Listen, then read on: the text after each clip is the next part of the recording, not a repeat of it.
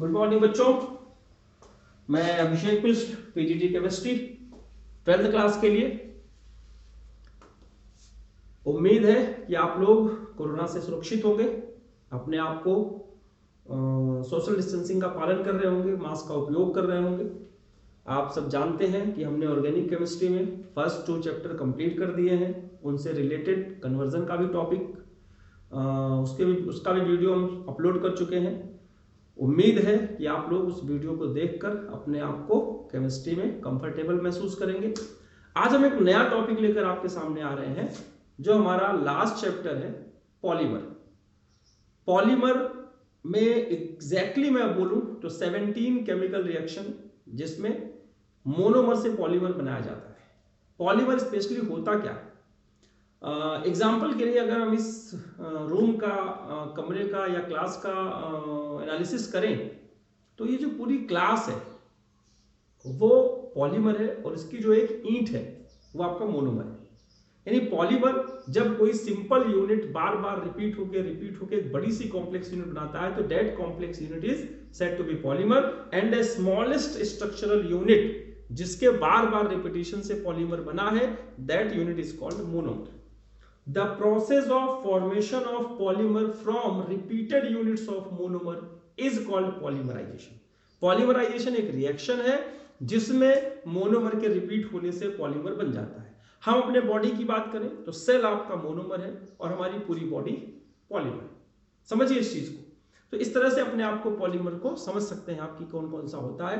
हमारे कोर्स में जो पॉलीमर है, एडिशनल पॉलीमर जिसमें डबल बॉन्ड टूट के सिंगल में कन्वर्ट होता है, और कंडेंसेशन पॉलीमर जहां पर दो फंक्शनल ग्रुप अलग अलग तरह के टकराते हैं, उसमें से कंडेंसेशन रिएक्शन होती है, बड़ा पॉलीमर बनता है और स्मॉल मॉलिक्यूल्स निकल जाते हैं।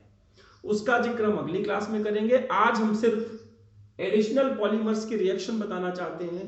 मुझे पूरी उम्मीद है कि मैं जो रिएक्शन समझाऊंगा हमारे बच्चे उसे 1-2 बार लिख के देखेंगे और 90% मुझे यकीन है कि सारे बच्चे उसे दोबारा बिना देखे लिख सकते हैं, एक बार लिखने के बाद ही। हाँ, नेमिंग में कुछ प्रॉब्लम आ सकती है, वो हम बात करके धीरे धीरे कंप्लीट कर देंगे, क्लियर कर देंगे। अब देखते हैं, शुरुआत करते हैं। ऐसे पॉलीमर जो केवल 2 ही कार्बन से बनते हैं, जैसे सबसे सिंपल है इथीन। इथीन का पॉलीमराइजेशन कराया, यहां पर हम लिख सकते हैं पॉलीमराइजेशन। ये बार बार लिखने की जरूरत नहीं होगी, ध्यान रखिएगा, मैं एक ही बार लिख रहा हूं, आप बार बार समझ लीजिएगा।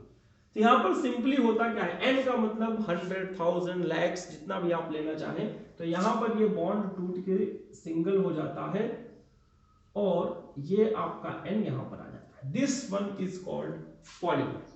अब पॉलीमर की नेमिंग की बात करें, इसका नाम है इथीन, या पॉली लगा दीजिए, पॉलीथीन या पॉलीइथीन भी आप लिख सकते हैं, जो हम पन्नियां यूज करते हैं।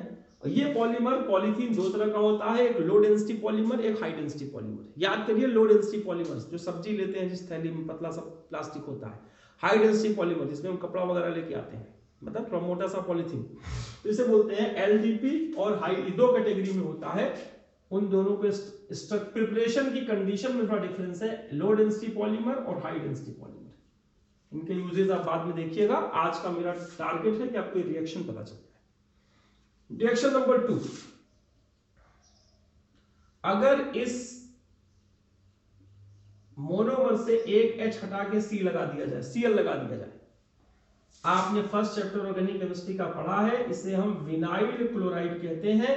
तो सिंपली देखिए क्या होगा, यहां पर भी सेम ही रहेगा, जैसे ऊपर बना है बस Cl आ जाएगा और इस पॉलीमर को हम बोलेंगे पॉलीविनाइल क्लोराइड, PVC।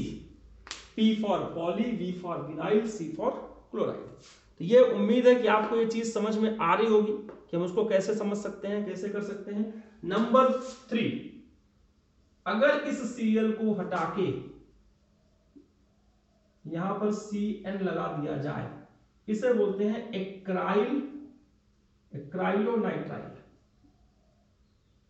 नाइट्राइल। तो आप समझ सकते हैं यहां पर भी क्या होगा, CH2 CH Cn यहां बोलेंगे पॉलीएक्राइलोनाइट्राइल, PAN, पॉली। कितना आसान रिएक्शन है, केवल H को रिप्लेस कर रहे हैं। नंबर 4, अगर हम यहां पर बेंजीन रिंग लगा दें Cl की जगह पर, इसका नाम है स्टाइरीन। क्या नाम है? स्टाइरीन। अब इसी को हम यहां पर कंप्लीट करके जो पॉलीमर बना देंगे, इसे बोलेंगे पॉलीस्टाइरीन, पॉलीस्टाइरीन पॉलीमर का नाम। अब नंबर 5, अगर हम यहां पर CH2 डबल बॉन्ड CH, यहां पे CH3 लगा देते हैं, सिंपली ये प्रोपीन है। हमने स्टेट नहीं लिखा, नीचे लिखा ताकि आपको स्ट्रक्चर बनाने में आसानी हो। CH2 single bond CH, CH3, यहां पर पॉलीप्रोपीन, पॉलीप्रोपीन। नंबर 5 हो गया। नंबर 6 की बात करते हैं। हम यहां से सारा H हटा देते हैं, ये 6 नंबर हो गया। H हटाकर यहां लिख देते हैं फ्लोरीन, इसका नाम हो जाएगा टेट्रा फ्लोरो इथीन। अब इसका क्या नाम हो जाएगा? यहां पर अगर हम F लगा देंगे तो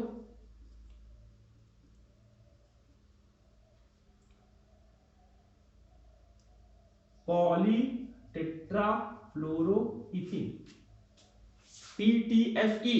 और इसी को हम बोलते हैं टेफ्लॉन। टेफ्लॉन आप जानते हैं, वो वाटरप्रूफ उसमें बनाया जाता है, नॉन स्टिक कुकिंग यूटेंसिल्स, जो आपका फ्राई पैन होता है उसका हैंडल, उसके ऊपर जो पॉलीमर लगा होता है, कुकर में होता है टेफ्लॉन।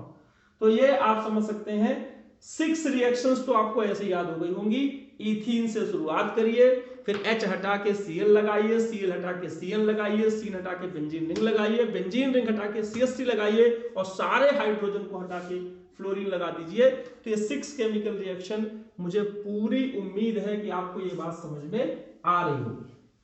अब हम 2 कार्बन से रिलेटेड इतने ही पॉलीमर हैं। अब कुछ ऐसे पॉलीमर हैं हमारे जिसमें 4 कार्बन प्रेजेंट होते हैं, थोड़ा सा कॉम्प्लिकेशन बढ़ेगा। आप देखिएगा, ब्यूटाडाइइन का स्ट्रक्चर बनाइए और सेकेंड पोजीशन पर Cl लिखिए। n नंबर ऑफ मॉलिक्यूल्स आप समझ रहे हैं। 2 क्लोरो ब्यूटा 1,3 डाइईन, इसी को हम क्लोरोप्रीन कहते हैं, क्लोरोप्रीन। अब इसका जब पॉलीमराइजेशन हुआ, ये बॉन्ड सिंगल हुआ और ये एक बॉन्ड बीच में शिफ्ट हो गया। यहां पर एक गड़बड़ी है, इस H को नहीं लिखना है, यहां पे Cl था। इसे बोलेंगे पॉलीक्लोरोप्रीन, इसका एक और नाम है नियोप्रीन। तो neoprene is a polymer of 2 क्लोरोब्यूटा 1,3 diene. अब नियोप्रीन, इसको हम सिंथेटिक पॉलीमर कहते हैं, सिंथेटिक पॉलीमर। इसकी मैकेनिज्म आप अगर जानना चाहते हो कि ये बॉन्ड यहां शिफ्ट कैसे हुआ, तो उसके लिए आप देखिए, मैं इसी में समझा देता हूं। इसके बीच में 2 इलेक्ट्रॉन होते हैं। तो इस इलेक्ट्रॉन, समझिए, ये इलेक्ट्रॉन इस पर आ गया, ये इलेक्ट्रॉन इस पर आ गया, अपना अपना इलेक्ट्रॉन ले लिया इसने बॉन्डिंग करके। इसको भी हटा दीजिए, एक यहां आ गया, एक यहां आ गया। तो ये वाला इलेक्ट्रॉन ये बॉन्डिंग वैलेंसी में दिख रहा है, ये वाला इलेक्ट्रॉन ये बॉन्डिंग ये वैलेंसी में दिख रहा है, और ये दोनों इलेक्ट्रॉन आपस में यहां पर आकर ये बॉन्ड डबल कर लेते हैं। तो उम्मीद है ये समझ में आ रहा होगा। हम यहां से इसको हटा देते हैं, इसीलिए बोला गया। और ये रिएक्शन नंबर 7, प्लीज ध्यान दीजिएगा। और रिएक्शन नंबर 8 की सेम प्रोसेस में हम यहां CH3 लिखते हैं Cl की जगह, और कोई डिफरेंस नहीं है। CH2 CH3, यहां पे H नहीं रहेगा, गड़बड़ी है। CH CH2N। This one is called isoprene, इसको बोलेंगे पॉली आइसोप्रीन, और इसी को हम कहते हैं नेचुरल रबर, नेचुरल रबर, या इसको सिंथेटिक पॉलीमर की जगह सिंथेटिक रबर भी बोल सकते हैं, नेचुरल पॉलीमर की जगह नेचुरल रबर बोलते हैं इसे। अब समझिए इसका आईयूपीएसी नेम हो जाएगा 2 मिथाइल ब्यूटा 1,3 डाइईन। ये हो गया 7 और 8। काम की बात बताऊं, रिएक्शन नंबर 1 से रिएक्शन नंबर 8 तक एक ही तरह का रिएक्टेंट था, तो ऐसे पॉलीमर जिसमें एक ही तरह के रिएक्टेंट होते हैं उसे बोलते हैं homopolymer, homopolymers. Those polymers which consist of only one kind of reactants are said to be homopolymer, and the process of formation of homopolymer is called homopolymerization. When there is different kind of reactants, जो कि हम 9 और 10 में आपको दिखाएंगे, अलग अलग reactant होंगे, उसे बोलेंगे कोपॉलीमर, यानी those polymers which consist of different kind of monomers which are formed by the combination of two different kind of monomers are called copolymers, and the process is said to be copolymerization. तो इसका हम जिक्र 9 और 10 में करते हैं। क्या है 9 और 10 में? 7 और 8 का जो पेरेंट कंपाउंड है, देखिएगा 9 और 10 में क्या क्या डिफरेंस है, आसान सा है। 7 और 8 का जो पेरेंट कंपाउंड है वो तो ब्यूटा 1,3 डाइईन था, हमने Cl2 हटा दिया यहां से, ब्यूटा 1,3 डाइईन। और दूसरा जो हमने ले लिया आपका इथीन का वो वाला पॉलीमर जिसमें नाइट्राइल लगा था, और हमने इसमें ले लिया इथीन का वो वाला पॉलीमर जिसमें बेंजीन रिंग लगा था। इसे स्टाइरीन बोलते थे, स्टाइरीन, ध्यान रखिएगा। और एक्राइलोनाइट्राइल, नाइट्राइल का एन। अब हम क्या समझाना चाहते हैं वो देखिए, जब हम इसका पॉलीमराइजेशन करेंगे, दोनों कंपाउंड ऐड होंगे, तो सबको ऐड कर दीजिए, इसका बॉन्ड गायब हो जाएगा, ये दोनों बॉन्ड गायब हो जाएगा, और यहां पे डबल बॉन्ड आ जाएगा जैसे पहले आता था। तो देखिए कैसे लिख रहे हैं हम, CH2 single bond CH, double bond CH, single bond CH2, single bond CH2, single bond CH, Cn, ये आपका। सिमिलरली अगर इसका हम पॉलीमराइजेशन करते हैं, CH2 single bond CH, double bond CH, single bond CH2, double bond CH2, double bond, फिर single bond CH,